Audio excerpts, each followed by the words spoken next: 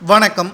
ஜாபர் சாதிக் வழக்கில் நடந்த திடீர் திருப்பம், அதிரடியான உத்தரவை போட்ட சென்னை உயர்நீதிமன்றம் என்ன தகவல் என்பதை பார்ப்பதற்கு முன்பாக புதிய பார்வையாளர்களாக இருந்தீங்கன்னா மறக்காமல் நமது சேனலுக்கு ஒரு சப்ஸ்கிரைப் மட்டும் பண்ணிடுங்க. பிரபல போதை மருந்து கடத்தல் மன்னன் ஜாபர் சாதிக் அவர்கள் இன்னமும் டெல்லி அமலாக்கத்துறை அதிகாரிகளது கட்டுப்பாட்டில்தான் இருக்கிறார். மேலும் போதை மருந்து தடுப்பு பிரிவு அதிகாரிகள் விசாரணையும் அவரை நடத்தி வருகிறார்கள்.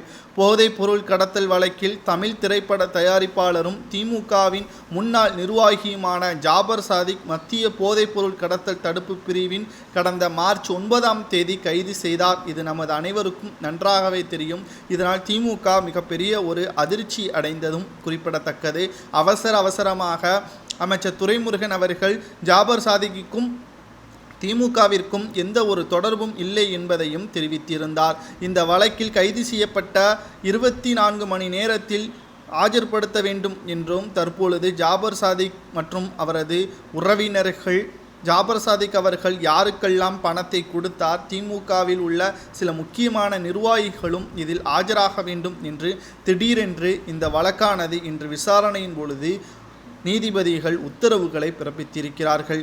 ஜாபர் சாதிக் அவர்கள் ஏற்கனவே சிறையில் இருக்கக்கூடிய நிலையில் அவரை உடனடியாக ஜாமீன் வழங்க வேண்டும் என்று அவரது உறவினர்கள் கூறிக்கொண்டிருக்கக்கூடிய நிலையில் திடீர் திருப்பமாக உறவினர்களையும் கைது செய்யக்கூடிய சூழ்நிலை உருவாகிவிட்டது. திமுகவும் கைவிடப்பட்ட நிலையில் ஜாபர் சாதிக் அவர்கள் உண்மையை கூறினால் மட்டும்தான் சிறையிலிருந்து அவரை விடுதலை செய்வதற்கோ அல்லது ஜாமீன் செய்வதற்கோ வாய்ப்பு அமையும் என்றும் கிட்டத்தட்ட ஆஸ்திரேலியா, லண்டன், சிங்கப்பூர், பிரான்ஸ் போன்ற நாடுகளுக்கு ஜாபர் சாதிக் அவர்கள் தேங்காய் பவுடர் மூலமாக போதை மருந்துகளை கடத்தி வந்ததாக அமலாக்கத்துறை அதிகாரிகளும் போதை தடுப்பு பிரிவு அதிகாரிகளும் ஆதாரத்தை கொடுத்திருக்கிறார்கள்.